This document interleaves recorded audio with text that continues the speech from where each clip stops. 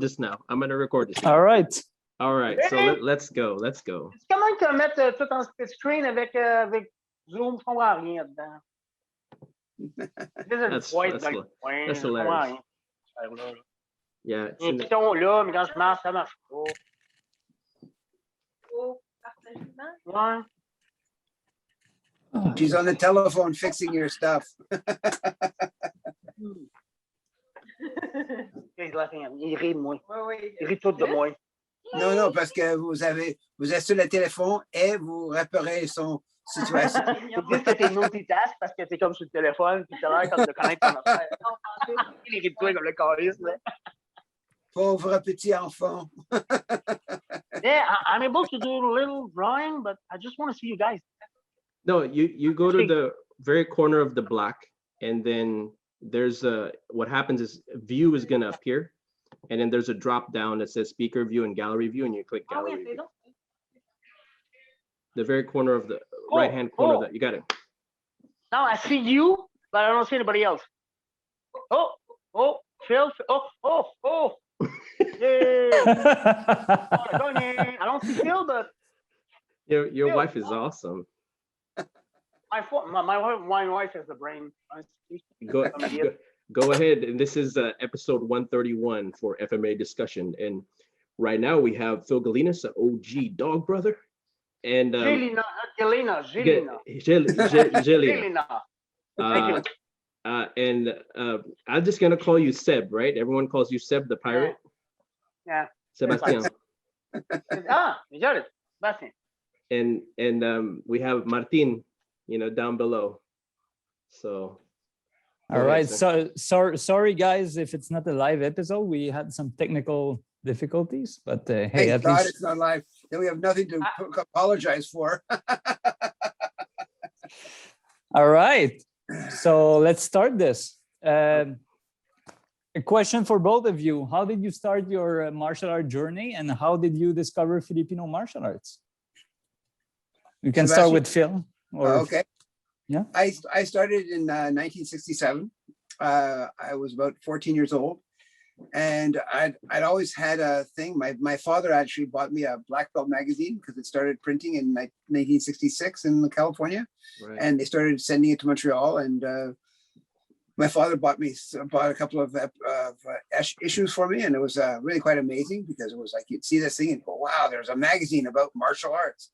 And so they had, and no, I mean, it's not like now. Now you buy Inside Kung Fu or Black Belt magazine, and it's just lots of advertisements. Even in the articles, are just advertisements for the videos that they're trying to sell or whatever, or the stuff they're trying to do. But in those days, they had a bunch of guys who were really, really good writers, and they had I remember reading about ninjutsu by Andy Adams before his book came out. I remember reading about capoeira. I remember reading all this stuff. And so I was really interested. I wanted to do martial arts. I wanted to do it. And so in 67, there was where I lived out in the middle of nowhere, they had the high school or the elementary school had converted the gymnasium into a small local YMCA extension thing. And they had a guy, the guy who became my teacher, had a demonstration there with a couple of his black belts, and I did that. And then so that was 1967, and then in I trained there, kind of sort of not off and on, because I was working in the summer. So when you leave class, or when you leave work at 5 o'clock and your class starts at 6, and you're 60 kilometers away, you go, yeah, maybe not so much. So I didn't train for the summertime. But then in 1969 we moved to Montreal. But at that time, my teacher, who had moved to school, I showed up one day and it wasn't there. So I looked for another school. I found an American draft dodger who's an American Japanese Kempo guy. Okay. And then I was with him till like 1973, so 69 to 73. And then in 1973, I went to school with a guy who told me about his Kajukenbo teacher, and I went to visit him. Kajukenbo, okay, Kajukenbo, all right. So, and then I was there in Kajukenbo, and I did the Kajukenbo thing. Well, I'm still doing it, but I started in 73 on my 21st birthday. And then I was training there, and then my teacher retired. My Kajigilwa teacher retired in 1980, and he said, watch out for the old men with sticks, because he was a Filipino guy. And so I started looking around for old men with sticks. And it's ironically, there's one of the worst magazines in the world. It's being called Official Karate Magazine.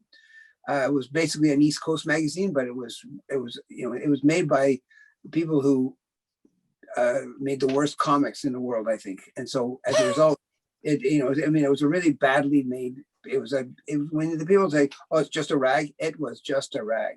And but they had an article on the Ogahe and this Pikiti Tercia system, and they had a small little, what's it called, a classified ad saying, "Send $2 for information to this address in New York." So I said, okay, well, $2. What? So I sent it in. I got back an envelope with some information. One of the information was, send $10 for a T-shirt. And I went, yeah, well, maybe not. And so I didn't send any more money in. But in that packet of information they sent me, there was a photocopy of the article that I'd read, that I'd found out about. And also there was an announcement of a seminar in upstate New York, a place called Oneonta, but halfway between Binghamton and Schenectady, which is like two cities that nobody had ever heard of before. And but there was this. Which year was that? What year was that? 1981. Okay. And so I did that, and so June 23rd, I think, of 1981, I did my first Cali class. I bought Dan Santos' book because in Montreal at that time there was a Genesport, and they had they would carry most of the books that would never find themselves in most stores. And so that's what I did. And I started training. I did 3 seminars that summer. And then they did a tournament in October at the New York, what's it called? The New York, the United Nations School. And then another tournament in November at the Playboy Club in Great Gorge, New Jersey. And and it was funny because when I was at the Great Gorge, New Jersey, I'd fought in some karate tournaments, and I did okay, I guess. And I fought Billy Blanks, who was a pretty big name in those days because he was just coming out with his aerobic thing. Taibo, yeah. But it was funny because I fought him for first and second place, and I lost because this guy trained like 8 hours a day, 7 days a week, and I didn't. And so you just realize that after a day of fighting that you're not that good. And so I did what I could. But it was interesting because I told him that it's like he remembered me, and it was kind of like, oh wow, because you don't think anybody, wherever you go anywhere else, you don't think anybody remembers you. And most of the time it's true. So it's a good thing to have. Anyway, so that's what I did. And then since 1981, this will be my 40th year. And I've been doing Pikiti all that time. I've been, there have been other times when I was asked to join when Tuhon Gahi went back to the Philippines in '89. I was asked to join the Inosanto organization because Guru Inosanto was one of Tuhon Gahi's students, and so they asked me to join. I accepted after I checked with my instructors, and it was I got my full instructorship from him after about 10 years, and it was interesting. It was an interesting time. And around that same time in 1988, around the same time that Grand Tuhon was leaving, I was asked by Mark Denny, because I met him through Eric Knaus, and he asked me if I would be interested in showing up at they were doing a weekend of fighting. We've been fighting a lot before that, but I was asked to show up for a weekend of fighting in, I guess it was, I don't remember. It's Los Robles Park, and I don't know. I think it's in Loma Lima in Loma in California. Loma Linda. Loma Linda, yeah, one of those. Just so you go like, yeah, Loma. I think is a massage they use in Hawaii, right? Anyway, so what kind of massage? It's rocks. They throw rocks at you. They don't like you. Anyway, so Okay. it was. I won't tell to anybody. Yeah, okay, that's good.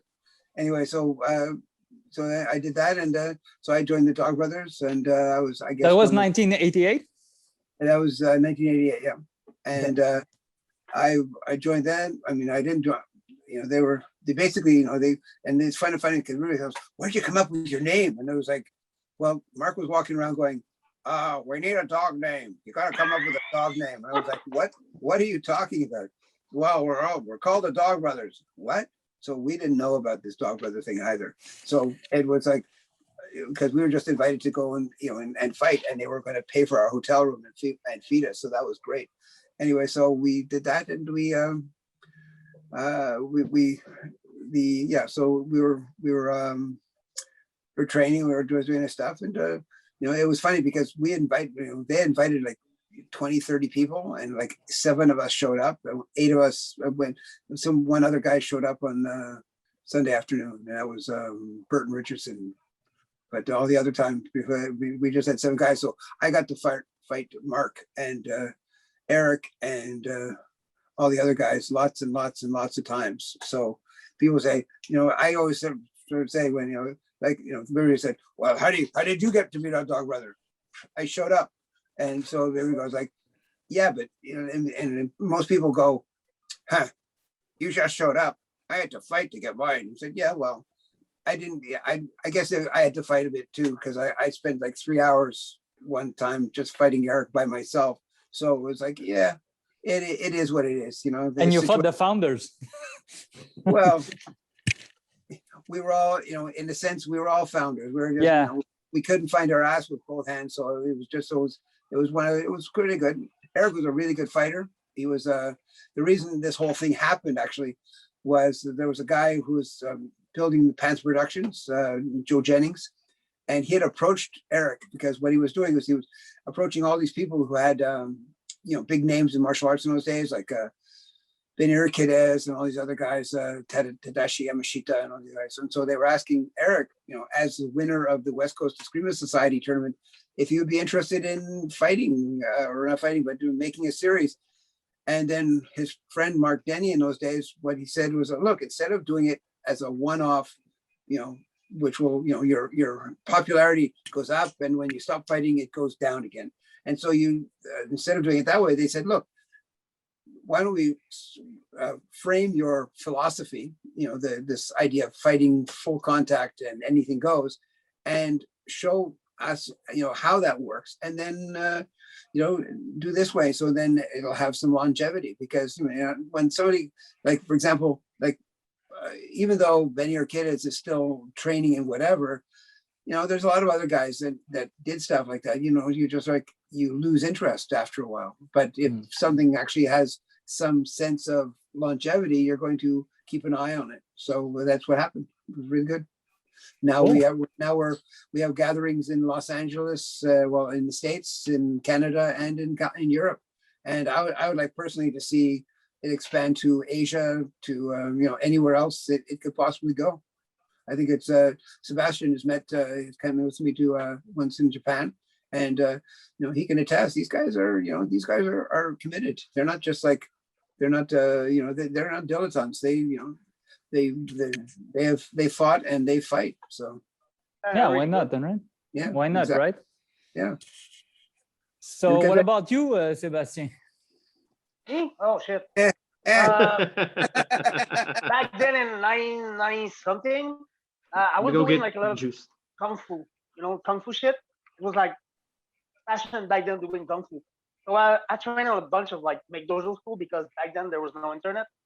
So you just show up and train, and what's good, what's not good, hard to tell. So I did like for a couple of years training kung fu, but I was trying to fight and it doesn't work really well for me. So somebody sent me to film. That's it. And I show up to school, and it is what it is. Arcali, and Brazilian Jiu-Jitsu came. I was Brazilian Jiu-Jitsu, a couple of competitions, and MMA. So back then there was no real like amateur MMA. It was more like you show up in a school and you fight when the school is closed. So that's it. then pro So you MMA. started with MMA and before doing I Cali, started with Kung Fu. but after Kung Fu, you did MMA, and I did a then little bit of JK of Cali, but then MMA starts. So when you train with Phil, you have to fight. So I have to prove myself. So jiu-jitsu, I'm gonna do jiu-jitsu because you can fight. So then MMA, I'm gonna fight because I have to impress my boss. So fight. So amateur fight. It was more like backyard fighting back then than amateur fight. It was more amateur. Then I have the possibility to go pro. So I have to impress the boss, go pro. Then my brother, then go fight in Montreal, fight in the States, and that's it. Simple as that. So pretty much. what year did you find Gamma? What year did you I don't know, join boss. Gamma? Before 2000, I guess. I don't know. Yeah, we started the Gamma was in that location where Peelins and Catherine in different places, but we started in 96, so it was sometime around then. That's it, 96. Because I remember when we show up at the school, the elevator opened and there was like a training space to the left, and on the right there was like a bunch of chairs and shit like that. I don't know if you remember it. Oh, that was much earlier than I was thinking. Yeah, because we were there for about a year before. We were there for 2 years before we rented the front face space, because that was going to be where Vagni Fabiano was. Yeah, it was way back. Way before Vagni. Yeah. A couple of years before that. 90 something. Yeah, so it has to be 95, 96. So, Wow. Yeah. Something like that. Yeah. Okay. Something like that. And So you two go way back. You two together go way back. Like an old Well, not like that. yeah, exactly. He wasn't a pirate. Not anymore. I'm a married man. All right. You have to pay me for that. Another question. You're both red, Martin. Yeah. You're red, Martin. You're red. It's because of the lighting. I don't know why. C'est gêné. Je l'avais dit, j'allais te gêner. Hein? Yeah, it must be that. Yep. You're both instructors in Jeet Kune Do, right? Both of you. Yeah. How a real instructor? I'm an assistant instructor. Okay. Well, you have a level in Jeet Kune Do. How does this affect your training philosophy in FMA? Well, we were kind of like doing this stuff anyway. As he was saying, you don't really sort of say, okay, it's like some people go to a school and they say, okay, I'm going to learn how to do kicks from this guy and I'm going to learn to do punches from this guy. Nowadays, you kind of sort of do that because now there's enough MMA especially with George St. Pierre doing his stuff, because he's kind of given the idea to an awful lot of local people that, hey, I can actually do well. I mean, there were a lot of other guys, but he was the first guy who's a UFC world champion. So people were really thinking, yeah, he can actually do it. And can I interrupt, boss? Can I interrupt? Yeah. Okay, go ahead. We had the same feeling with him, which is funny. That's what George with Phil. He did so much. He's so fucking humble, and he did so much that what he just said about Josh St. Pierre, we had the same feeling for him. He did so many things for martial art that everything he said works for him. Sorry. Yeah. Go ahead, boss. There you go. But we'll just forget. We'll go erase that part. Okay. So anyway. No. Anyway, it was funny because I was in Ganawaki. They had the first MMA thing. There was I don't remember what it was called, but there was in Ganawaki, our local native. I guess I don't want to call it a reservation, but it's a local native residential area. Anyway, so that they had a hockey rink, and a guy named Christophe Midou put together a team, and there were some guys who came up from the States, and they had like the initial, before they even had rules anywhere, there was a kind of a thing you could do. So they made sort of rules of what they couldn't do and what they could do. And I think there you are. So rules what you could and couldn't do, and it actually, I think, I don't remember if George was on there, but Christophe Midou was actually like one of the guys who was One of his first coaches, I think. Yeah, it was one of his first coaches because he was a blue belt in jiu-jitsu. And, you know, in the early days, I mean, I had one of my students, a guy by the name of Stefan Kesting. He was a student of mine, and I don't remember exactly where, you know, I know that he was going to McGill and was coming to our school. He'd done some Kung Fu, he lived in Toronto, and he moved to Vancouver to be a fireman. But he was a blue belt, and it was almost like when you got your blue belt, it was like, it's not like nowadays, it's like blue belts, there's 1,000 of those. And well, in those days, there were so few people who actually did jujitsu that it was like, you know, I mean, we were very fortunate because our first teacher, a guy named Wagner Fabiano, was, he'd finished third place in the world title, you know, in the world. He was finished behind a guy named Dracolino and I think another guy by the name of Gracie or something like that. Yeah, it was the youngest brother. Gracie? It was a Gracie. It was like not this Gracie, no, Gracie. Anyways, but it was a Hoist Grace. It was a Hoist, no, Hoyler Gracie. Hoist, Hoyler. It was the youngest one. Anyway, so Hoyler Gracie and Wagner fought, and but this and then Wagner was brought into the local.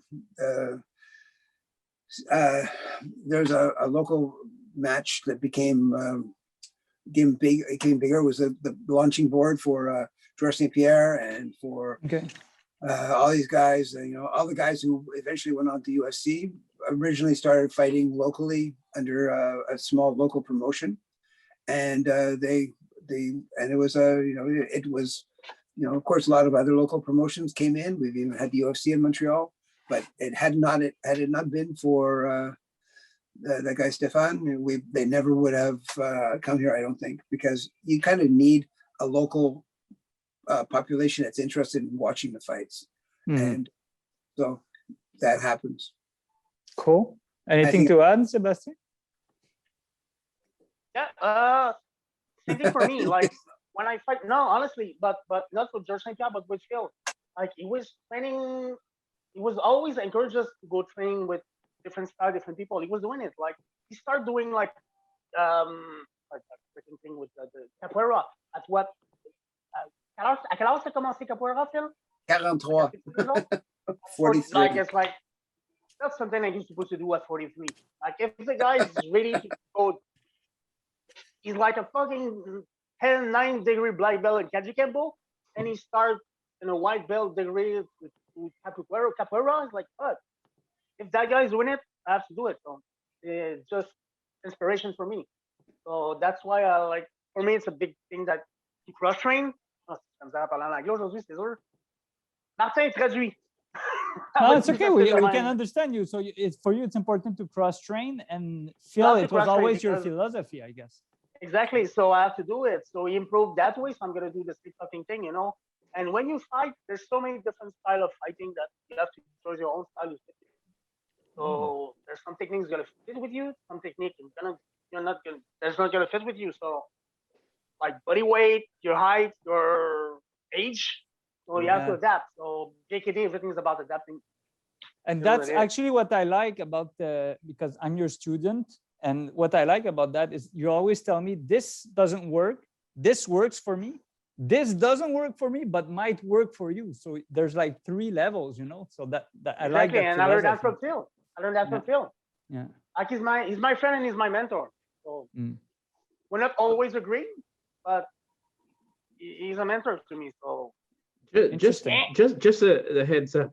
If I didn't renew my Zoom account, we might get kicked out after 40 minutes. All right. So I might have to that's start gonna be another. Fucking awesome. But that's okay. We'll just start another one. So worst case scenario, it's gonna be 2 episodes the same night, if I understand. Yeah. We'll just combine it. Yeah. Okay, cool. All right. We're gonna have this break. There's gonna be we're gonna have a interlude. break. Interlude. Yeah. Piss break and beer break. Awesome. Second question about FMA. FMA being, this is actually someone who asked me this. And I found it interesting. I want to know your answers about that. FMA being weapon-based, what would you say to someone who wants to train FMA for self-defense but doesn't want to carry a weapon? Well, nobody wants to carry a weapon because they're heavy, but that's beside the point. The reality is like you can use anything for a weapon. You can use an umbrella for a weapon. You can use a spoon. You don't need to actually carry a lot of knives and like sticks or swords or things like that. There's one of the realities is that in 1521 the Spanish flag, or actually it was the Portuguese flag, but eventually became the Spanish flag that found its way into the Philippines in Mactan Bay, and Right. Magellan lost his life fighting the people, the fighters of Lapu-Lapu. I mean, that's the story we always hear. So let's go with that one. The reality is that the Spanish came back. These were people who had basically won every battle they ever had. Right. With in that period of time in Europe for that time for about 200 something years. But they also won everything in South Americans were kind of like a pushover to them, and the Filipinos were also a pushover. I think the Philippines was like one of the few places they actually successfully conquered, but the Spanish were very effective. They would show up with a couple of horses, some guys on horseback, some armor, and they got the Peruvian people to basically bow down to them. I hear the Spanish once, they sort of said, they kidnapped an emperor of the Inca Empire or something like that, or one of those empires. I don't know to say which kind because I don't remember, but they said they held him for ransom for a certain amount of gold, and it's got to be like 2 meters high and 1 meter wide and 12 meters long, that type of thing. And they did it. They got that kind of money, and they still killed him afterwards. It was like, okay. So it just goes to show you that sometimes being successful doesn't mean you're the nicest guy. It means you're probably the meanest guy. But this is the people who showed up in the Philippines, and until 1898. When they actually lost the war to the Americans, the Spanish-American War, they were kind of in charge of all of these places all over the world. And it was only after that point they lost, I think, they lost Havana, they lost the Cuba to the Americans, they lost Puerto Rico, Philippines, Guam. Essentially, the tercios were like they're the modern day equivalent of a special mission unit. So like because they call it the thirds, right? But I mean, maybe like a better description for if we were going to translate that to today would be there would be like the SAS of that time. Or the Navy SEALs, or right. They're a regimental sized force that was sent to basically destroy things. Like I mean, I think what happened is that in those days they were kind of gentlemen adventurers, which is kind of like basically they were the guys who were the well-educated pirates. Yes. So they exactly. But well-educated. Remember that part. Anyway, so exactly. Here's what it is. Anyway, so they came in and they used the technology that they had, and they believed everybody should bow down to them. And they, and if you see them, like with the exception of Brazil, they basically took over South America. Right. They did South America. It was like, and they, the conquistadors, they gave them a fancy name, but they were amazing. They did amazing things, and so it's and I say amazing things. I'm talking about there were so few of them compared to so many people that they conquered. But I know that the Spanish were very good at they were very good at hiring mercenaries. They were, because the thing is, like, they could not have controlled everything. If you have like 20 guys, they can maybe be able to go out. It's kind of like you can use the Navy SEALs or the SAS or whatever to go in and shoot somebody, or go in and do something like achieve a very, very difficult result. But after that point, the reality is that you need numbers to control people. If you have 10,000 people, and you're going to need another, like a bunch of more people than 20 to control them. And that was the reality on all the places that they were in the Philippines in particular, because we come from an FMA background. The tribes that they most used to be mercenaries were the Kapampangans, Pangasinense, and some of the Ilocanos. That's why, like in the Philippines, like when you go to certain areas, they don't like certain tribes for that very reason, because basically they were using them as like a modern day Blackwater. And in their defense, even before the Spaniards came, some of them, those tribes were basically mercenaries. They were played mercenaries for the ancient kingdom of Siam, which is modern day Thailand. Mhm. And when they were fighting the Burmese, they were playing both sides. They were like an ancient Blackwater. They, Yeah, well, they did it for gold, like, you know what I mean? Like, and they're like, okay, we're gonna destroy that kingdom. yeah, but people can say that about the Nepalese because that's Right, basically what right. they're doing. That's too. what it's the exact same thing. Yeah. You know, Yeah, the, like the the- thing is when people are very good, you know, the way they keep in practice is by doing the same thing. Yeah. So, Yeah. but Sebastien, oh, sorry. okay, Sorry. go ahead. No, it's okay. All right, Sebastien, anything to add on that weapon question? Somebody who wants to learn FMA for self-defense but doesn't want to use weapons? We went a little bit off topic there. Yeah, didn't we? but it's so interesting. It was so interesting. It's okay. So anything, Sebastien, are you there? Are you frozen? He's frozen. What's going I on? think he's frozen. Sebastien. Oh. I guess we lost him. Oh. Now Maybe Edgar and Ron Harris wanted to talk about it. Okay. That'll come later. You continue with your questions, Martin. maybe he's gonna come back. I don't Well, know. I think he's emailed you. I know I just saw a message from Messenger on my screen saying that Sebastien is probably trying to call you. So maybe maybe he stepped on something. But Okay, yeah. let's go on and ignore the fact that he's not here. Continue with your question. All right. I've got a few more. All right. About PTK. Okay. You were trained, of course, in the 12 Métodos methodology. Yeah. In your opinion, and I saw some videos, I think, of you talking about that. But once again, in your opinion, what is the main differences between the 12 Métodos methodology and the Tri-V methodology of PTK? And what are the advantages of each? Okay, well, in my mind, okay, the 12 métodos, which is what I learned first.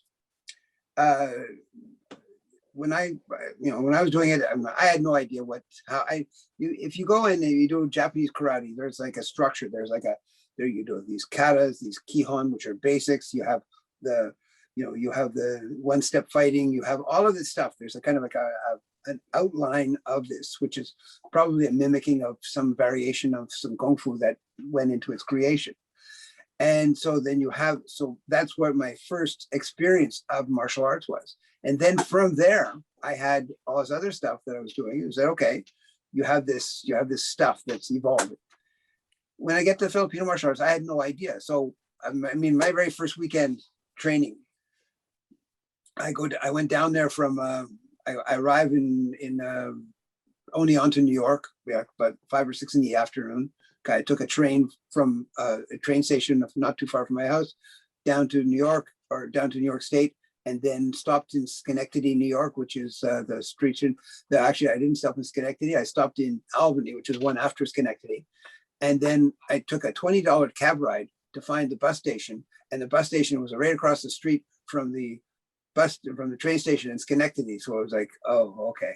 So I didn't do that again, but that was my first time. But I went in there. I met Bujin Matin, which was a guy named the host of the seminar, and went to his house for a while. And then we went up to the camp. And then the guys started arriving from New York, and it was really kind of neat because these are people who had actually done it before. And Tom Bizio was part of that group, and he had actually won the first National Artist Association of the Philippines tournament in 1979. And I mean, he didn't just win; he destroyed them. And it was really funny because it was like, it's like you'd heard about them, but you hadn't heard about them, So it was more undercurrent. And literally, we trained so hard that weekend that my hands looked. I would, every time you would get a blister, you would put a Band-Aid on your hand, and at the end of the weekend, I looked like I was wearing gloves. I had so many blisters. And and we also were training with this guy named Eddie Jaffrey, Silat. In those days, he was a Silat Pendikar, but maybe he wasn't a Pendikar, but it doesn't, like Pendikar is kind of like Tuhon in Silat compared to that. And so you go, okay, so here was this guy, and he would literally, we were staying in a cabin in the middle of the woods. It was like a place where the people from this local state university, it was SUNY, State University of New York, and this guy would jump off the counters and land on his knees on the flagstone, which is not a wood, it's like literally stone floor, and he would bang, jump, and he would be like doing this stuff, and you go like, you just sort of cringe because you just sort of know if it was you. I mean, if you stubbed your toe and fell on the floor, it would hurt. So if you jump that way and land on your knees from like 4 feet high, it's like, anyway, but this guy was a Silat guy. And so he had us doing squat kicks up and down the hill and sweeps. So by Sunday afternoon, I couldn't move anymore. I mean, I literally couldn't move anymore. I mean, every muscle in my body hurt and every bone just ached.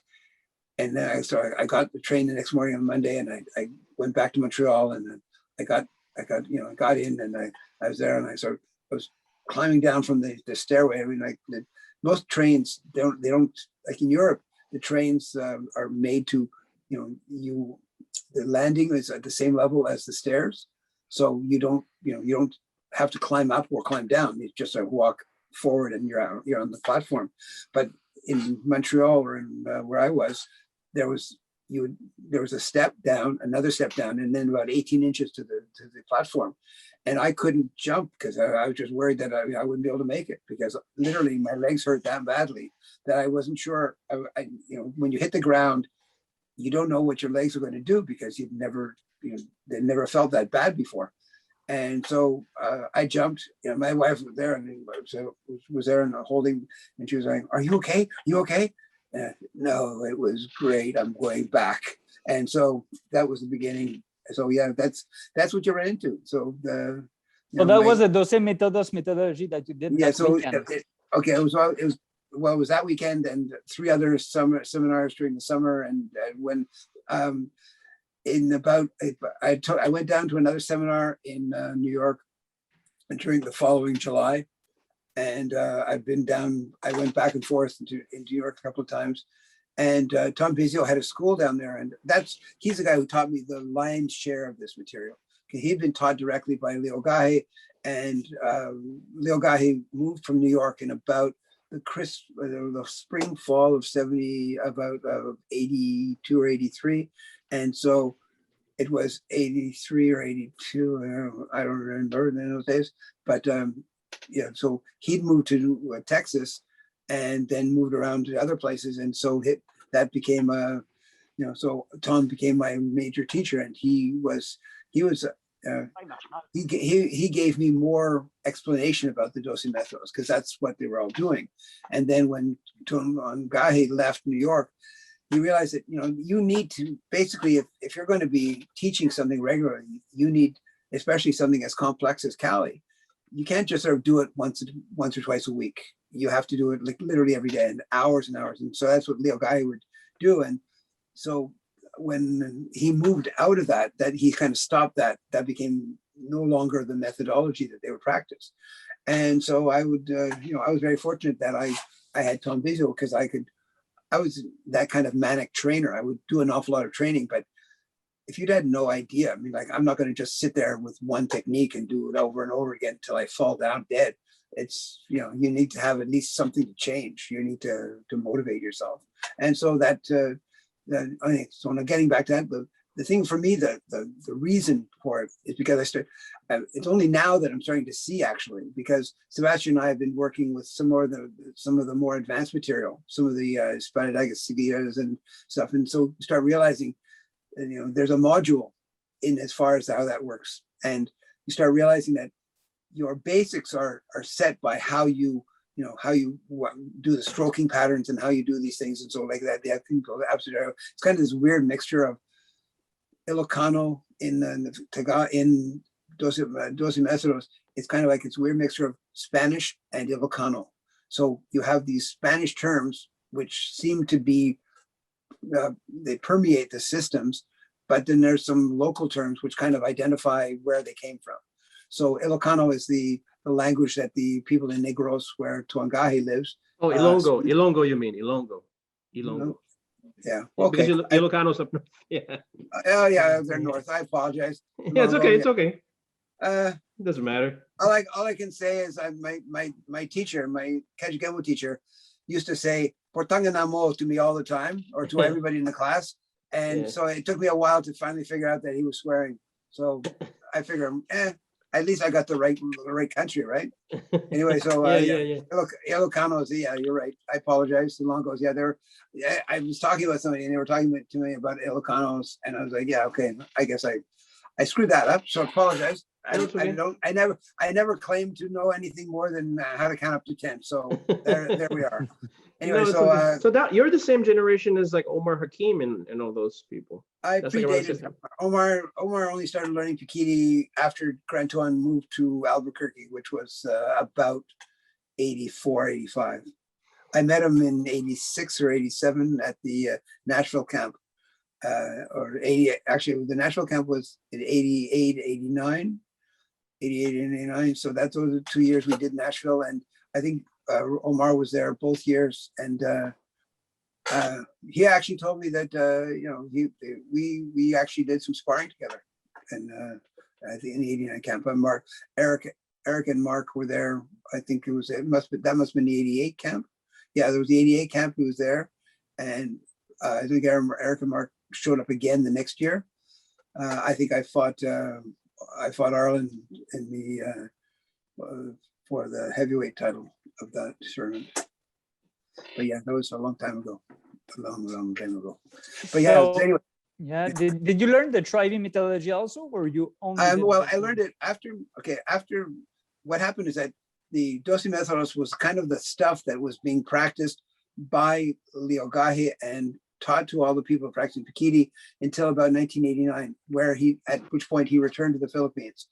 Now, at that point, nowadays, when people talk about going to the Philippines, because Sebastien's been a bunch of times, I've been a bunch of times, it doesn't seem like anything. But in those days, it seemed like you're going, what? You're doing where? What? Who? And so it's not like going to Europe. Well, we've had wars there. We can go visit. But, the Philippines was like, it was definitely the place we would last think of going. I remember, reading, I was, in high school, I wanted to go to Japan because I thought, I want to be a judo or a karate guy. And so that's where I found myself. And then it just evolved past that point. But you get to the point where you realize that, so the Dos Metros was a prevalent thing until about 89. Then at that point, Leogahe returned to the Philippines because he had some spiritual stuff that he had to do. And so he stopped, he went to the Philippines, and it was then that people like his nephew, Romel Tortal, started training with him. And a lot of people, the Europeans started becoming more involved because they would go to the Philippines because it was very easy. We're literally halfway around the world from the Philippines. We're 12 hours distance from the people in Manila. Whereas in Europe, they're 6 hours closer than we are. So the Germans could get a flight. It was like going to Los Angeles for us. So we go to Los Angeles, they go from the Philippines, they go to the Philippines. And so it would be pretty easy for them, and the same cost variation. So Tri-V started becoming the stuff that Grand Tuhon did, because there was I'm not going to talk about the guy because, it's not, at a certain point, Grand Tuhon had left the bulk of the system in somebody's hands.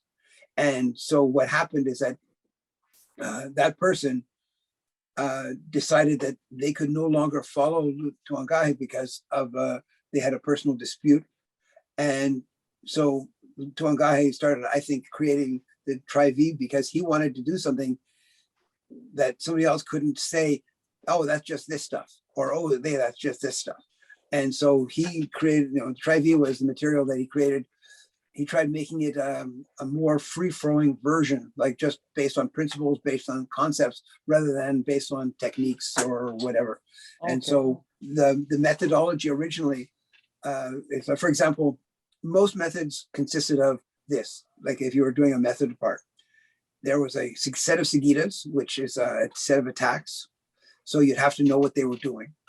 And then there was a set of contradas, and there was a counters to those techniques. And then there was also a set of disarms, and there were a set of recontras, which are the ways of countering the counter. So I've seen recently that person's put out stuff that's saying, okay, there's, when somebody goes too fast, or when you're stronger than somebody, then you should take this route. When they're stronger than you should take this route. And when they're faster, they should do this route. So that's kind of like a philosophy that underpinned the technology of how they did it. And so the Tri-V became less a matter of technology and more a matter of what you were, you had these ideas and these principles, and you could sort of put it together yourself. I just think that the system is really big, and you can't just have an idea how you're going to do it. That's, in my opinion, there's more to it than that. And that's why I don't think I think that for me, the Doce Metodos is, I won't see, it's really hard because there's so many people who are doing Pikiti now that they all have a different understanding of the method. My understanding of the method is because I spent, I'd say, half of my training time in that. And that's how I learned. And that's why I learned. And that's how I relate to it. And so when somebody else does something that's different, I don't think they're doing it wrong. I just don't think they're doing it the same as I'm doing it. So I can't really relate to them. It's like if your method of doing anything is substantially different from somebody else's method, it doesn't really matter that, it's like if you're doing MMA and I'm doing just wrestling. Like I remember the wrestlers, or the first wrestlers at the UFC, or they would do the stuff, they wanted to continue competing, and they'd see guys who would, the jiu-jitsu guys, because they basically handled everybody so well because of they would just go in and they did the first UFC, I think, in 93 and then 94, and then Hoy stopped fighting. But it was almost like if you had a blue belt, you were almost guaranteed you're going to win the title. And then within a very, very short period of time, this was the defense, and then boom, everything was even. And there was like, I think Carlson Gracie Sr. had there's a thing that everybody has mimicked. When you're a black belt, you get hit once in the face, poof, now you're a brown belt. Okay, now you're a brown belt, and you get hit again in the face, and poof, you're a purple belt. And now you're purple belt, you're fighting this guy, and he hits you again in the face, and now you're a blue belt. And then you get hit one more time in the face, and you go from blue belt to white belt, and then you are even. And so that whole thing, it's like, yeah, that's kind of the reality of like guys would do stuff, and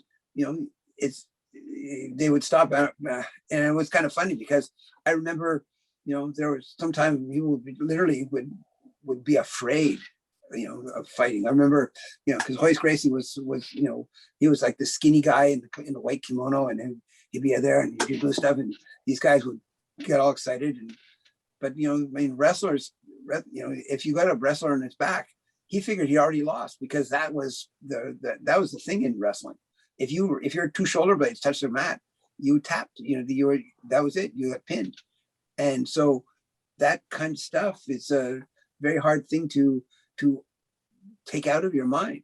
So whereas jiu-jitsu guys, they'd roll on their back. So the wrestler would think, "Oh, just won. You just on your back," and the guy goes, "No, you're over here, and now I'm tapping you out." Like, hey, just a second, but I just won. You're on your back. Yeah, not the same set of rules. Yeah. Exactly. So then you start realizing that rules matter. Rules are that, but Tri-V is the stuff that Grand Tuhon has put together. Now, the reality is that the reason that up to this point that Tri-V has been as successful as it has is because there was one of the methods that was not transmitted originally. And Sebastian's heard me talk about this. There's this stuff. I remember there were 12 methods in the old book, and the book that I would have this one page that had this thing called Juego Todo, Juego Torada, and basically means free play or power play or drawing play. It depends on what you're talking about. And they would have this stuff, and there would be this whole thing where you do I have 3 lines written on it. I mean, all the other pages have tons and tons of writing, I had nothing written on this because I'd never heard anything about it. Then one day I happened to be in Burlington, Vermont, and there was a seminar there, and I was there, and we were eating afterwards, and somebody in the group, a woman who lives in New Jersey, Gelinas Doris, and she was talking to her friend about Juego Toro, Juego Torada, and my ears were like, ah, because I had never heard. It's like when you hear something, it's like, what? There's that, it's like hearing about the city of gold. You're going, so anyway, I excused myself from the conversation I was having, and I walked over and I said, excuse me, what about this that you were talking about? And it was yeah. And I said, where did you learn about that? I've been looking for this for years. And she said, oh, well, my teacher, Leslie Buck, out of Austin, Texas, practiced. Leslie Buck.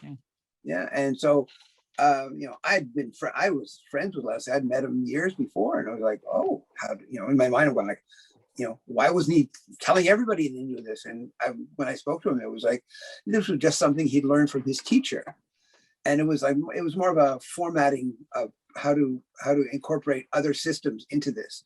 But it was kind of neat because it had the same structure as an awful lot of the Corto, the close quarter stuff, but it did it from long range. And because it did it from long range, it could harass you from a different perspective. And you start seeing, well, for example, you could apply, it's very difficult in a really close quarter to apply a staff, like a bancao, a CBAT or something like that. But with this stuff, because it's more long range, you could do it. You could, there's one of the things that Tuhon had really propagated in his Tri-V was this thing with the loading positions. So you'd be, top of the head would be, top load. Then from your shoulder would be shoulder load, and then from your left hip would be side load or middle load, and then down on the floor would be down load. And so then they've expanded that. They've added another 3 or 4. So now you got top load, side load, cross load, side, here, and then you have your hands wide like this, down when you're up, and then you have one on your download would be on the left or the right, because you have Juego Toro, which was from the right shoulder to the left hip, and you have Juego Torada is from the right floor to the left shoulder. So they're not exactly planned, they're not exactly executed the same as the other one, and there's a whole technology about how to do it, but it's the beginning, it's the entry point that teaches you. And so we started realizing, but the thing is, more than anything else, we found that the problem was that we were never given any context for this. We were shown techniques, but you had to kind of do all the work to figure it out. Whereas if you had an idea, if you had a formula, that like, for example, when somebody says, okay, do a square root of, if you have to go back and figure out what a square root is, and then start really from there, and then come up with an understanding of what this is, you're basically doing all the math work, but you haven't learned the math. Whereas if you're teaching somebody to do square roots in university or high school or somewhere like that, you basically explain the concept of what is a square root and how do you achieve that. So this is it multiplied by itself, so this times itself is a square root of this, and so you go, oh, okay. So that became so context became very important to us. So if you can create an understanding of the context of the Tri-V, it will all fit into what you're doing. But the problem is, for a lot of people, they spend so little time practicing that they figure that technique is the thing. It's like, it's like if you go, it's like when you hear people who have never fought and they all talk about how, yeah, but you do this, they've heard their teachers taught or say things, but they have no context. They haven't got a frame of reference. And if you haven't got a frame of reference, it's like me talking about what it's like to kiss a girl, but I've never actually met one. It's like, oh yeah. It's because you've heard of all the stories, and so you can make them romanticized. But really, if you haven't met one, how on earth you don't even know if you're attracted to them. Yeah. So in your opinion, Tri-V lacks context a bit. No, it lacks context for me. Okay. I see. You have to understand. I'm only talking about me because I'm the only person. I am. When I teach Sebastien, we do stuff, And, we've come to certain conclusions. We've worked out certain things when we do stuff together, but I'm not going to say, I'm not going to tell anybody who's a high ranking guy that, oh, I know the truth, you should train with me, because for me, that's, it's true in a sense that I'm the highest ranking guy, but at the same time, it may not be true. That I've met a ton of guys who are totally at home with the Tri-V. And I'm not saying that, oh, well, I'm not, so therefore you shouldn't be. So no, my relationship to this style is based on a very specific set of circumstances. And I'm not going to say that somebody else's ideas they seem to win. That's all that matters. But I think it's really important, no matter who you are, no matter where you are, that you got to road test it. You have to, the thing is, rattan sticks are really great because they're hard enough as far as wood is concerned, but they're all also vines. And because they're vines, they're all pulpy and they're long and and you hit things long enough times and they will pulp up. And so they're not like hitting, if you get hit by, let's say, a piece of oak or cedar, you will feel it. In fact, it will probably go inside and leave some very nasty things for a longer, whereas you can get hit. It'll surface strike you. And if you get hit across the leg, I mean, I've seen people in Dog Brother stuff getting their knees whacked or their elbows whacked, or, Mark and Eric used to wear just batting gloves to fight with. And so sometimes when they get hit, it would be like, yeah, so that painful. But, but to say that, but they have to listen to me because I don't know. I mean, I know me for me. From your perspective. From my perspective, and to say that I somehow know better than you about your perspective, it's presumptuous, and I would never do that. I mean, if somebody asks me a question, I will tell them my idea, my view, but beyond that point, it's your view. Yeah, it's my view. I mean, so, even like Sebastien, the funny thing, when I showed the Juego Toro to Sebastien, it was very funny because he'd already been kind of creating his own version of that. Because if you see, he likes to fight with this stick like this, and he does it better, and then he comes down and whips across your leg, and that's exactly, but he had created his own methodology for that. So he would be like this, bang, and he strike you across your leg, and he'll do this, and he'll come in. But an awful lot of the stuff he did was kind of, I think he probably felt, it would have been really nice to have known this material in its entirety beforehand, so that he could have incorporated it easier. Because it's not like he stopped training and stopped learning, but you get to the point where you realize that, I mean, the people who precede us, if they have taken on the responsibility of teaching us, they have to teach us, and the thing is, if they don't teach us, then they've got nobody but themselves to blame for the fallout of that. Because I'm not saying that I'm not responsible for teaching you. Well, it's just that if you and I have a relationship, or Sebastien and I have a relationship, it's like, he and I won't necessarily be okay. We have to come in and do these things. Say that, but the reality is that if he has asked me to teach him and I've accepted that responsibility, I cannot abdicate from it. I see. Martin, quand je te parle de ma philosophie, d'où ça vient? Yeah. Tantôt, the way that you've heard me before. So what about your view, Sebastien? Very quickly, Tri-V and dosimetodose, the differences for you and advantage of each over the other. For me, it's pretty much the same thing. Okay. It's the same thing, but I have the chance to study dosimetodose before, so I have like a big foundation. Okay. We'll feel everything's about foundation. So as long as you have your foundation, you can do your stuff as long as you want to do it. Look, we have two different ways to see things in Montel. Like for him, technique over the person. Me, I'm person over the technique. So two different things to see how you're gonna fight, but you're gonna achieve the same result. So because I come from pretty much like MMA, and he's come from more traditional Kaji Kembo stuff. So he's doing the technique, the kata, and you have to, the person has to conform to the technique. Me, the technique has to be like the person because I come from MMA. You have to take what's working for you. I but see. you're gonna achieve the same result. The same. Yeah. So follow-up question on Doce Métodos and Tri-V for Sebastien. You're mainly Doce Métodos. You learn mainly Doce Métodos before Tri-V, right?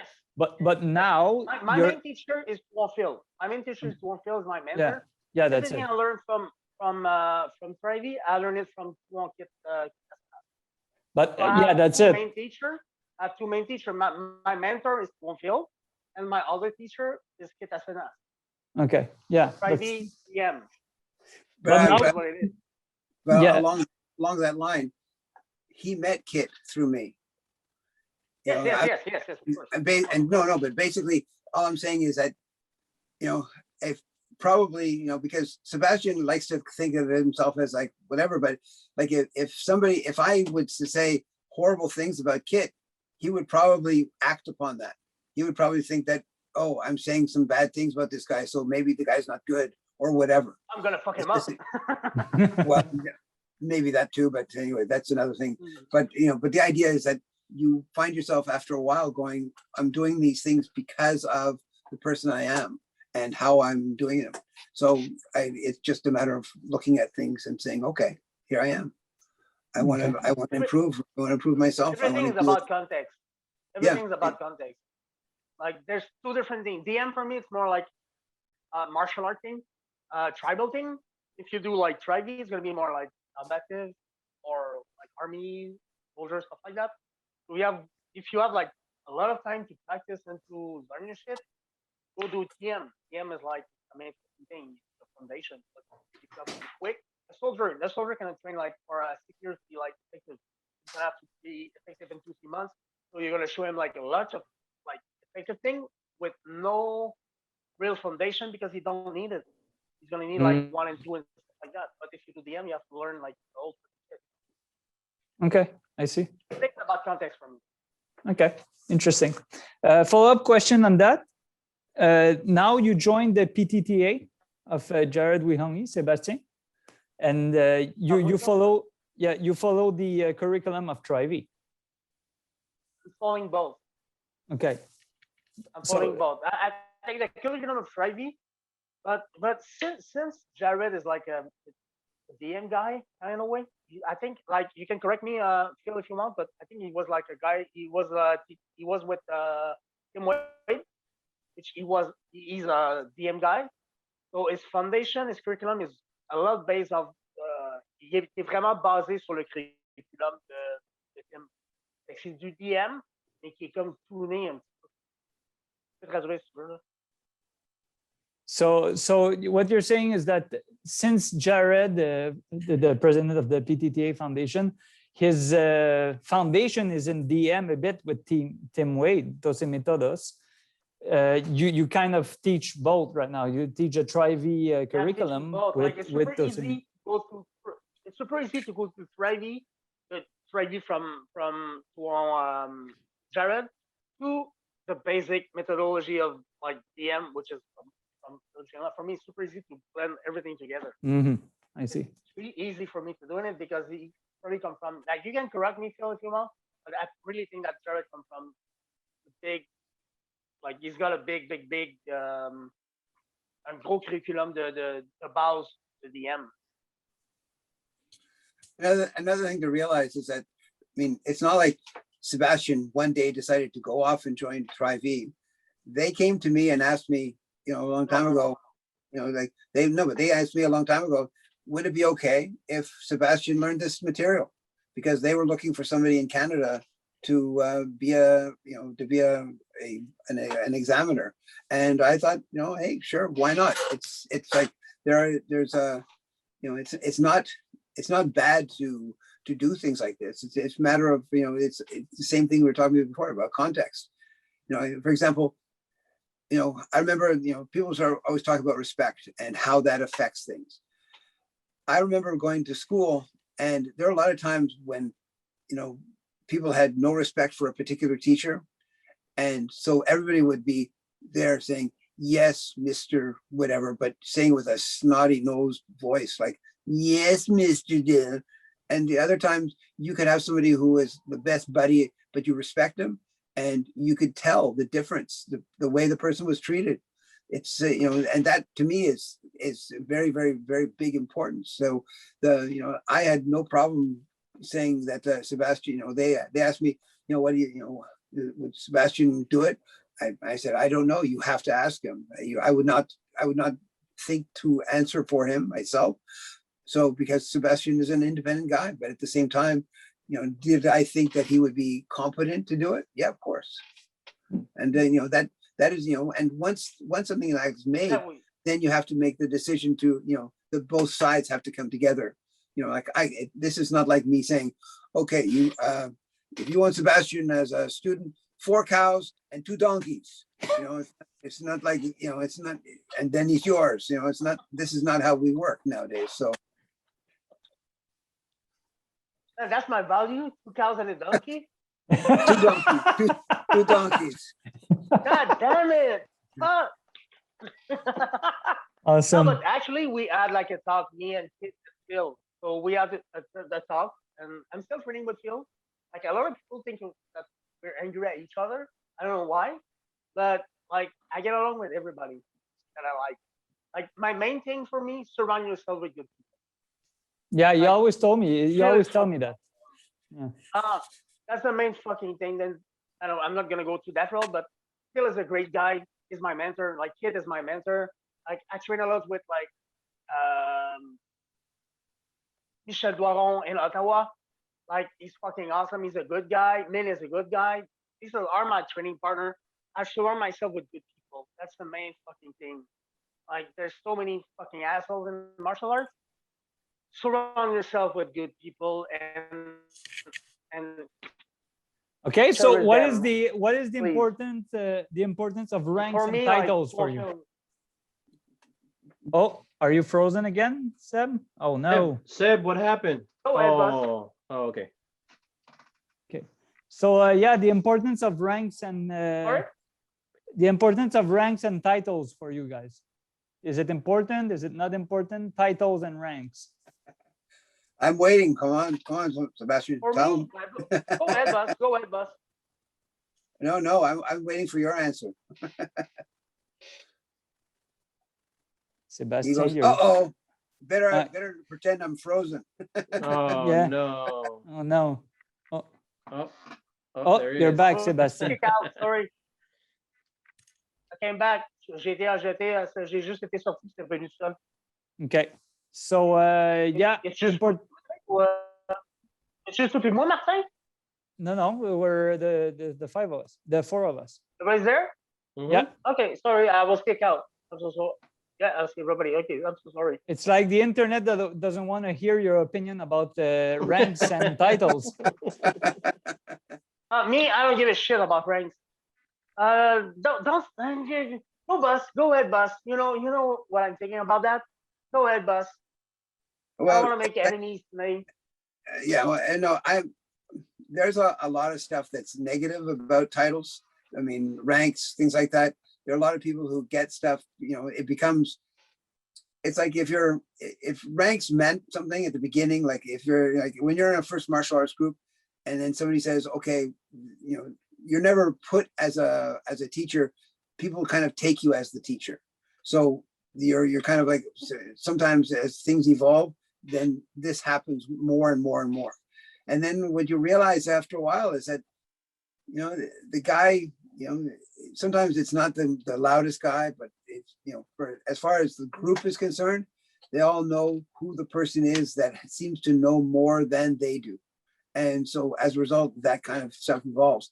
But most of the time, you get stuck, somebody has said, obey that person because they're the next in line. And you go, nah.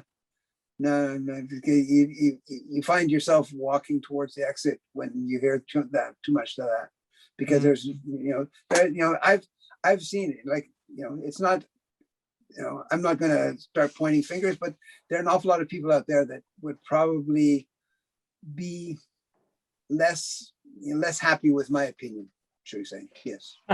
I see. All right. Listen, I have 2 questions I'm against rank. I'm really against rank. You know me. I know Fuck that. that shit.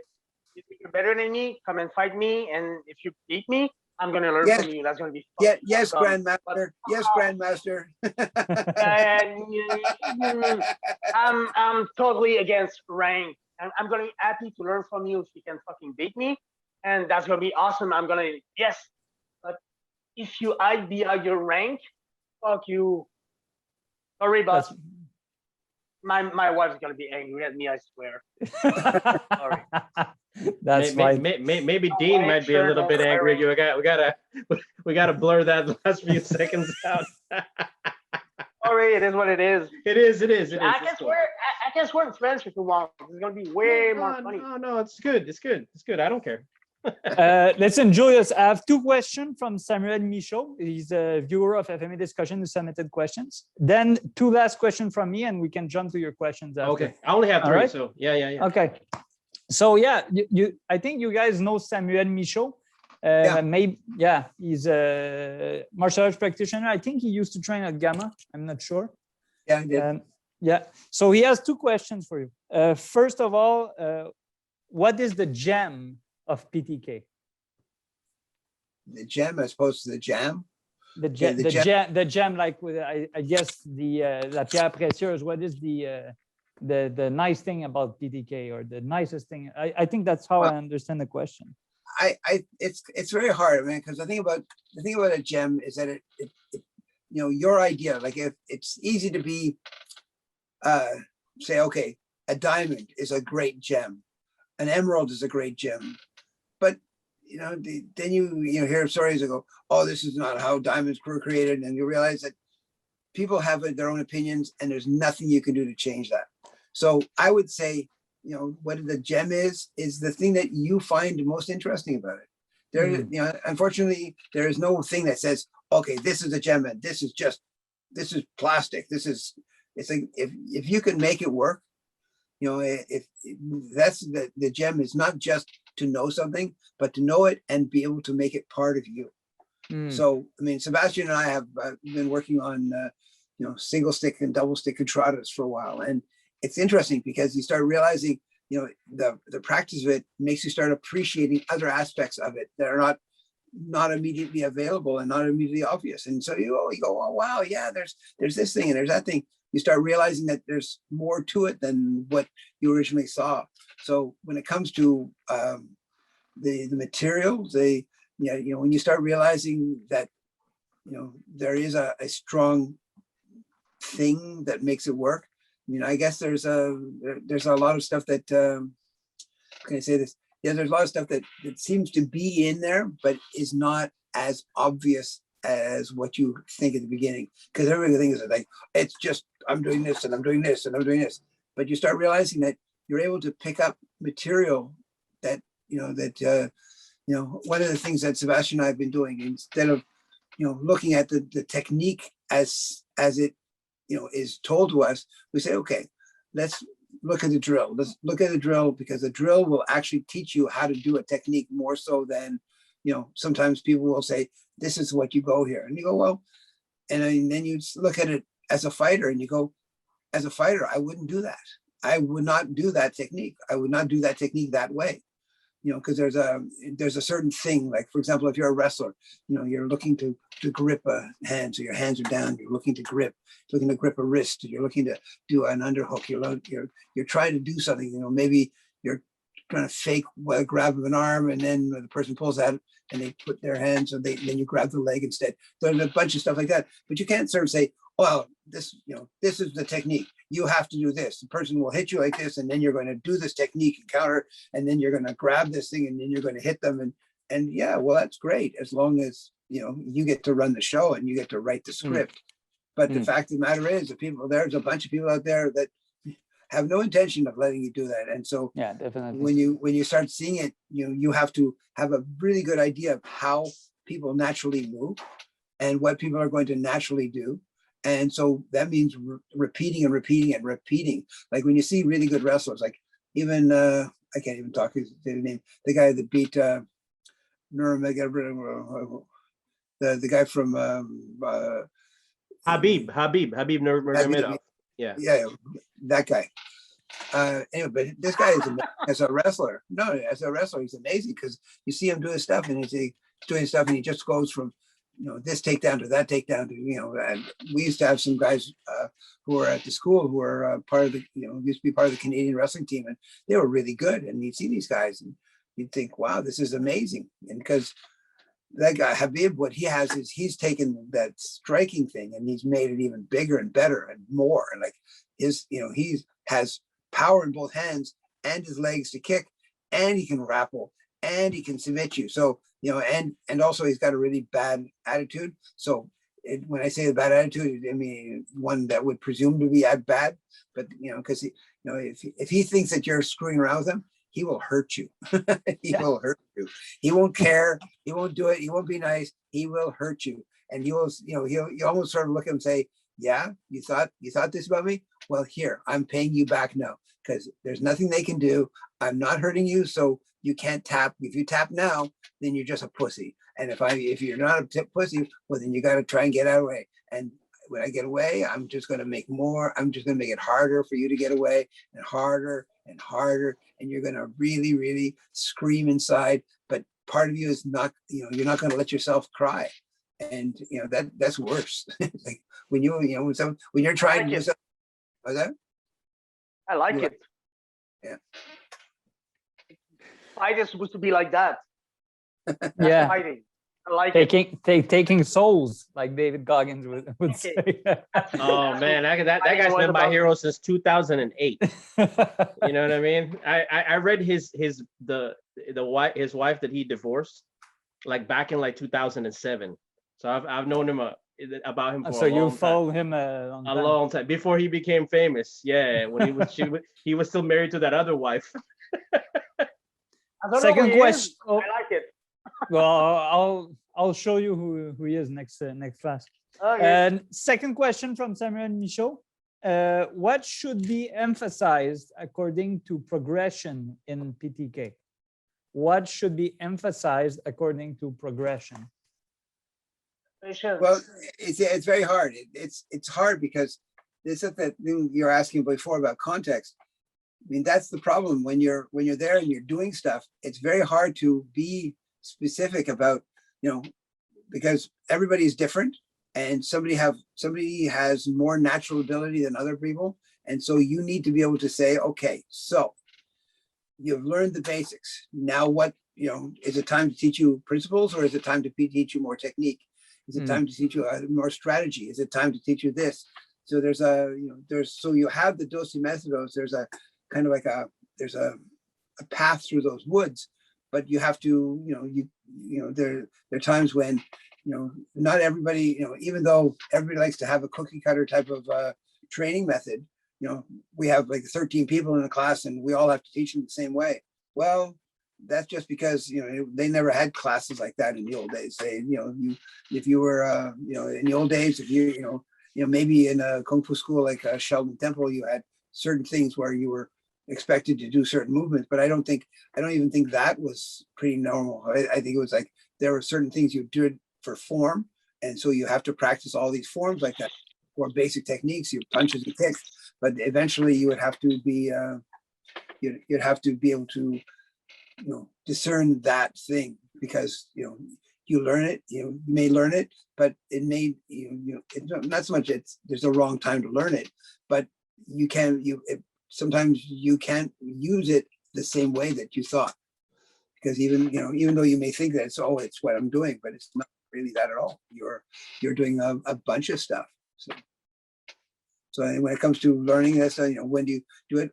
I think, that's that in a lot of ways. I think that's one of our problems when it comes to this material, because I think that it's really important to know, but sometimes you're trying to do stuff and you can't get that thing that you need to get. You can't. You may think that you're getting what you need, but sometimes you basically need to say, hey, okay, just a second. I need this material to work like this for me. I need this material to work like this for me. And if it does, great. And if it doesn't, well, too bad. I don't know what happened to Martin, but he left like a ghost. So I'm gonna ask my question. right? Okay. Because my questions were supposed to come in the end because I only have three. Okay. One of them was Lazy, oh, lazy. oh no, I'm not lazy. Mine is actually long. I'm What? just fucking with you. There he is. I'm an idiot. I'm a Martin. fucking idiot. Martin, did you come Hey. back? You miss his like best answer, man. I feel sorry for you. Now you gotta watch the whole interview all over Oh, again. don't worry. I'm gonna watch the interview and do the timestamp, so I'll hear the answer. Damn. Mr. Phil Gelinas, I meant to ask about your interface not only with the GSP, but this l'oiseau, the bird, the crow. Did Yeah. you do any FMA as well? Oh yeah. Well, what do you mean? David was on? Yeah. Okay, no. I know that George actually worked. George was either he engaged or was somehow affiliated with what's his name, Fred Mastro's group. Oh. And I think Really? Even though I have my interaction with George has been basically negligible since the time he left Gamma, but I hear that he did that he was actually doing some kind of knife fighting or some version of that. And Fred Mastro was there. I remember Fred Mastro came to Montreal and did a seminar. I don't know how well attended it was. I didn't go. But so that's the thing. He's trying to make himself a legit, a big component of people. So I think he's realizing that some people make, they do a lot more money wise when they make themselves available inside a seminar circuit. So so I think that's what he was doing. And but I think his relationship with George is based on that. I don't know. I really honestly don't know what the deal is, why he did it. I mean, it's not like I never really approached him as a FMA guy because my approach to him was, I was the owner of the school. I was the employer of the jiu-jitsu coach, and he was interested in learning the material. So. Yeah, so continue with your questions, Martin, because I got my other two. That's gonna be a long-winded one. Well, I'm almost finished. It's two questions to both of you, very lightning answers, if you may. In FMA in general, not only PTK, but FMA in general. I'll start with Sebastien. I'll end up with you, Tuhon. Yeah. So, Sebastien, short answers. What do you like the most about FMA in general, the FMA world, and what do you hate about the FMA world? FMA world. Yeah, the FMA community, FMA world, FMA in general. What do you like the most? What do you hate? Go ahead, Phil. My name isn't Sebastien. Go ahead. I pass. Go ahead, Phil.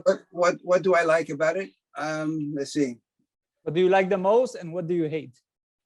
Okay, what I like the most is I like the fact that there are a lot of people out there that have used this stuff in the past, and there's a sense of it's not like that I would they wouldn't do ridiculous stuff to do it.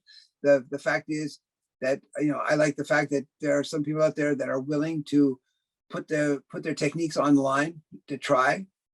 But it's it's kind of funny because it's still new enough that you get these challenges. I remember once I had a school long before the one I have now, but I had a school in the I guess in the 80s, and I was doing some stuff, and this guy came in and he wanted to fight me. So I said, it was funny because I just read an article in a karate magazine, and basically I mimicked the guy in the karate magazine. I said, okay, so what we're gonna do is, you're is that you're in your best clothes? He goes, no. I said, okay, great. Do you want to wear running shoes? Oh no. And basically, I sort of said, okay, well, you basically establish it that you're it's not like if you that's like when I win, I want to let you know that I'm not going to be easy on you. I'm going to take you by the hair. I'm going to throw you out on the street, And and the person basically decided at that point that they didn't really want to do this fighting anymore, but they were more than willing to, because sometimes you see there's that guy I would see on the internet who would come in and he'd convince some guy, some poor sucker in the boxing gym, to put on gloves. And as soon as he put on the gloves, the guy would start punching him like I'm fighting. And so the guy, eventually there was some guy who actually was a boxer who I saw those videos, yeah. But the guy who, you just realize that, there's a bunch of guys out there who think that because they're willing to, to bushwhack you, that you're going to get bushwhacked. And basically you say, look, it's like, I know that I've heard of you. I know that you're planning to bushwhack me. I'm just going to tell you that when I do this, I'm not going to stop when you get knocked out. That's just going to be the beginning. And then people are like, oh my God. And then you just sort of say, because, I find those people, it's kind of weird because, you see the same thing. You used to see them a lot of it in Kung Fu schools. The guys would show up and they would do it. And my teacher was an SOB, my Filipino teacher. He would sometimes get people, some guys would always sort of think to themselves, well, could you beat that guy? Oh man, I could kill him. I just do that. And I would do this. All I would do, I just have to show up and I would do this. And so my teacher would be nice. He'd invite them over and say, oh, okay. And then these people would be there and they'd be waiting and saying, okay. And then he'd sort of say, and he'd lock the door and shut the curtains and beat the living crap out of the guy. And the guy, I don't have to worry that my teacher would do this because he's passed away. So he's not going to get assaulted. But it was like this whole idea that, okay, there are consequences to running your mouth. There should be consequences. And people tend to forget this on the internet. There should be consequences. That's supposed to be the old Filipino way. That's supposed to be the case. Yeah, but what's funny, sometimes when, one of the things I don't like is when you sort of see these guys, sometimes there's the guys and they've never fought in their life. And they do some version of Carenza and they're all going like, oh yeah, and they do this stuff and they twirl around and they do this stuff. And it's like TikTok crap. It's like, are you kidding? That wouldn't work. TikTok crap, I fucking love it. TikTok crap. Martial art is about fucking fighting. It's not about dancing, just fucking fight. Like people hide behind their fucking like video on TikTok and YouTube. It's about fucking fight. Sorry. Stop saying fucking. You can I say know all my you want. wife's gonna be pissed off. Hey, je m'excuse, j'ai sacré plein de fois l'anglais. Anyway, She but said she learned me. She listened to me. I'm sorry. But so many people just hide behind video on YouTube and on TikTok that I can do that and that and that. It's a video. It's a movie. It doesn't mean shit. You have to fight. It's martial art. It's not dancing. It's not baseball. You can play baseball. You can play hockey. You cannot play martial art. You have to fight. That's it. I'm 45. I'm about to stop fighting soon. But it is what it is. It's martial art. It's real not fucking awesome, but oh gosh. But it's about fighting. It's not about dancing. It's not about. Sorry. So if I understood My well, this is what rant you is hate over. the most about FMA. That's the thing. That's what he hates the most. Yeah, that's good. No, what I hate the most is people who hide behind their title. Their keyboard. There's so Their much title. people they pay for the title and they hide behind that and they don't fight. That's what pisses me off. This is what you hate the most about FMA. I prefer a guy who trained for 6 months who actually fight than somebody who have like a one level who never ever fight and try to teach people how to fight. That's bullshit. I see. Cool. So in the conclusion Sorry. for my questions, that was what you hated about FMA, if I understand well. What do you like about FMA? What do you like the most about FMA? For me, Yeah. there's so much good people. There's a lot of good people. Like, it's awesome. I can go to a Dark Brother gathering in LA and I'm gonna see a bunch of friends, a bunch of people who actually love that shit. And like the ranking and all that stuff, it doesn't matter to me. Like, what's a teacher? What's a teacher? somebody that you pay to teach you stuff. No, just somebody that who is able to share, and you're gonna like what you're gonna enjoy what he's gonna teach, and you can learn from him. It's not about title, but there's a lot of good people who are like super generous, who are really awesome, but you have to choose the right one. So once There's again, comes awesome back to people. what you're saying. Surround yourself with good people in your training. That's the secret, honestly. That's the secret. I'm so blessed that I found good people to teach me. I'm so blessed with how it happened in my life. Yeah. And there's so many people who got ripped and got like Yeah. martial art is like a real shit show. It's hard to fight good instructor. When you can find a good one, like keep him with you. Yeah. Cool. Julius, I'm done with my questions, man. Let's jump to your questions. Oh yeah. Thank you, guys. how have you found some people train so this kind of ties into both of you because you used to be an MMA fighter, Seb. But this is kind of directed more to Phil. How did you find like people that only train in FMA? How have you experienced them translating to like a live like sparring with like a typewriter or sewing machine? How do they react? Because it's a very alien kind of concept to them. You mean like somebody hitting you with a sewing machine or hitting you? Yeah, hitting you with a sewing machine or a typewriter, or how does it translate? Like, because some people like now, especially kids, this coming up generation, they typically specialize on that because that's their goal is to become like a professional MMA fighter. How do they translate like when they? Because Seb is an example of that, of like an MMA guy, and then they went to FMA.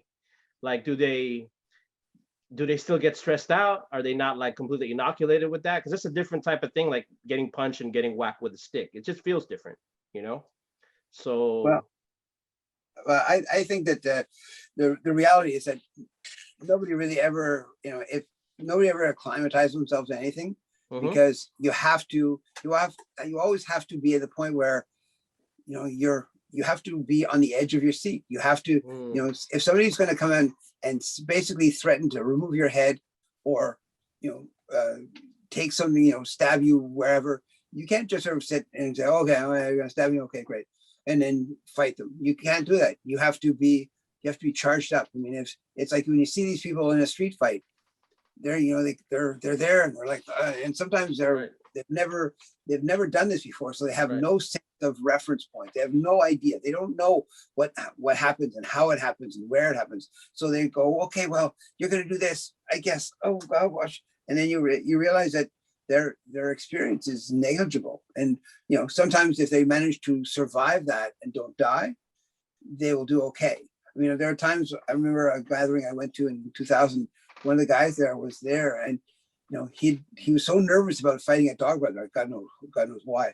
And he was there, and I just he was like this, shaking with his hand, and I kind of reached out and I grabbed a stick and I took it from him, and everybody was screaming at me, "Hit him with two sticks! Hit him with two sticks!" Like, look, if somebody is so, if you want to burn somebody and make them not be able to fight, that would be the time. You hit them a bunch of times and you go, ha, ha, ha, ha, and then they never fight anybody ever again. You say, oh my God, I was fighting and this guy took my stick away and then he killed me. It's like, who the hell wants to be that? right. It's not like, I don't mind. I won't run away from a good hard fight, but what's the point of beating the crap out of somebody that, that doesn't even know why they're there? Right. They're trying to come up to conclude, they're trying to come up to face why they do this. And I'm saying, okay, well, great. You want to find out how you're doing it? I won't stand in your way. I'd like to try and help you. The reason why I'm asking this question, and I'm gonna ask it also from Seb's point of view, is because I kind of had like a similar experience to this, because like I had a lot of friends from the Wildcard Gym in LA. I was trained by Freddie's brother Pepper, and I don't want to give their name out.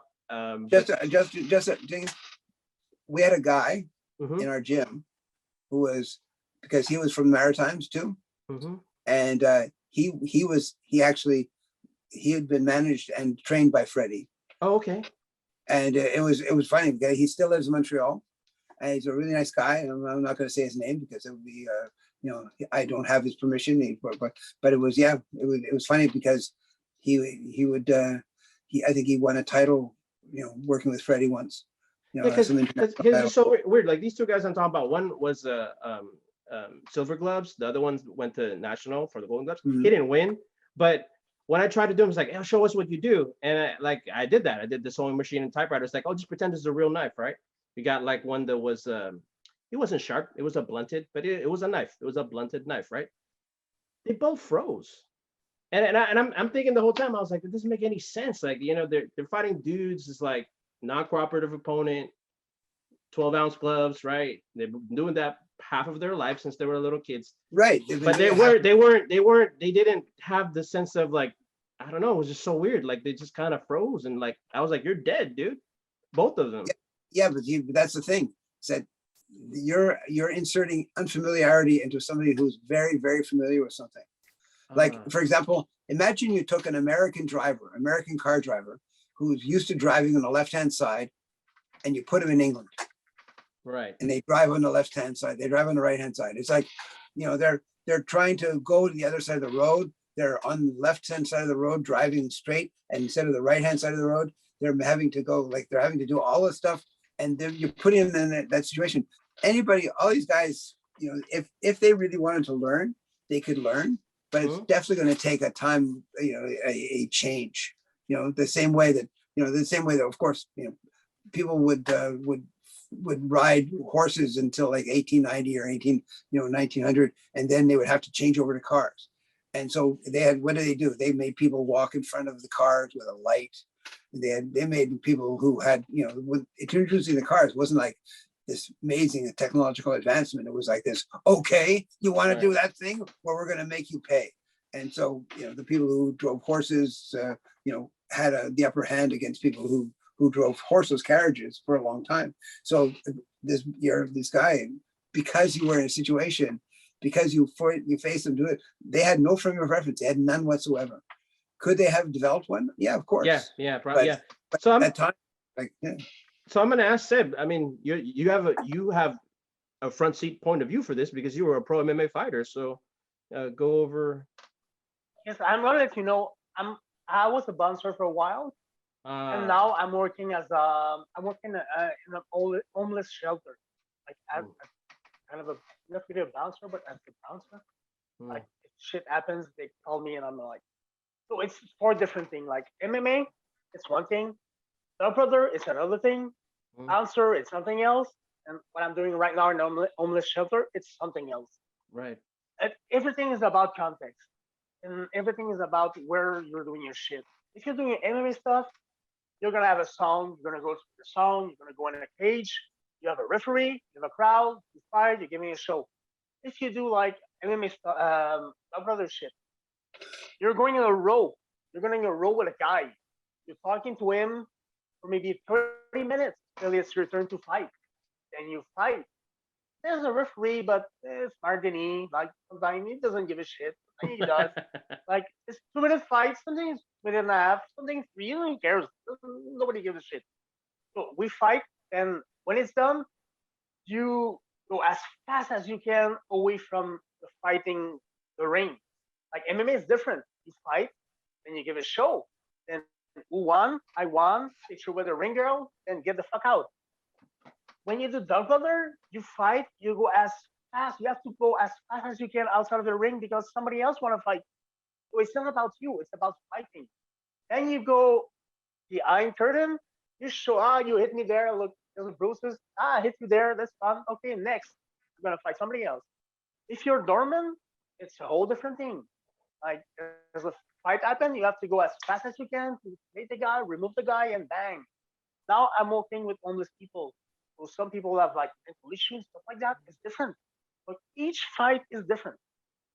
So you can do MMA, dog brother, everything is about contact, everything is gonna be different. So that's my answer. Ink is your answer. Yeah, it just depends on the situation. They Depends weren't used to it. The context where They you weren't fight. used to it. Did you fight about money?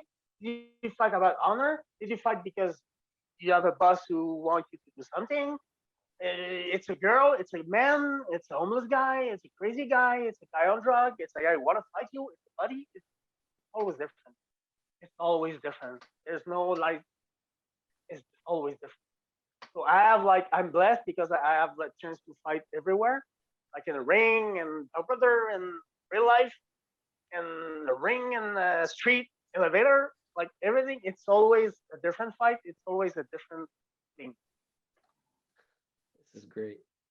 This question is related to that, Seb, and I wanted to ask in a modern context because you come from that line of Phil Gelinas and PTK.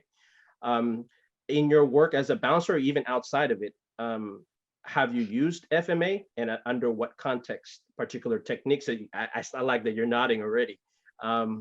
Particular technique, situation, time of day. Again, taking into consideration litigation. So I don't want you to get you into trouble. No, it's fine. It happened at least once. Was I got dropped in an elevator. So there's a way in PTT to deal with, we call it apex, like different like joints. Yeah. Which I had to.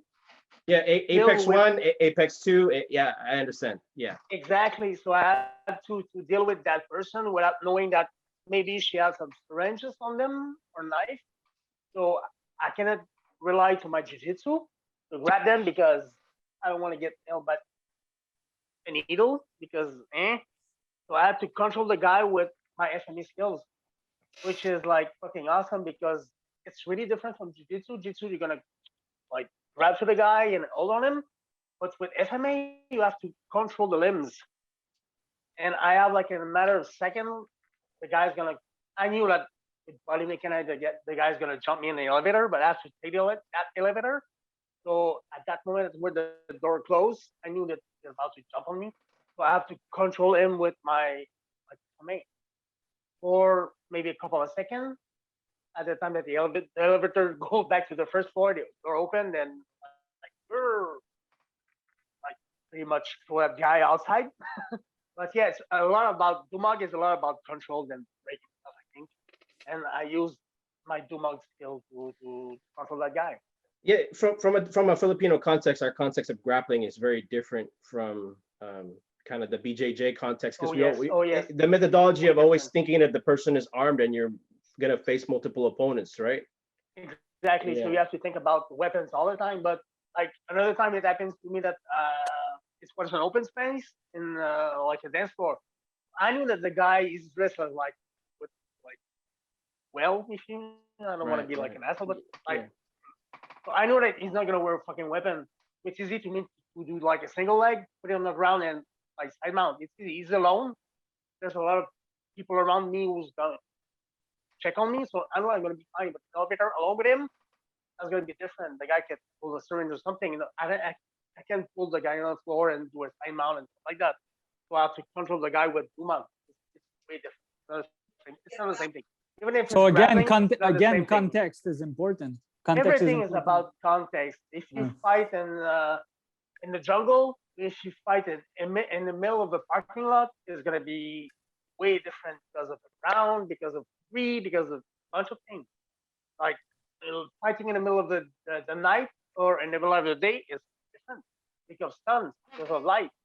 Everything is about, for me, everything is about context. Like if I work versus if I don't work, it's gonna be different. If I'm paid to like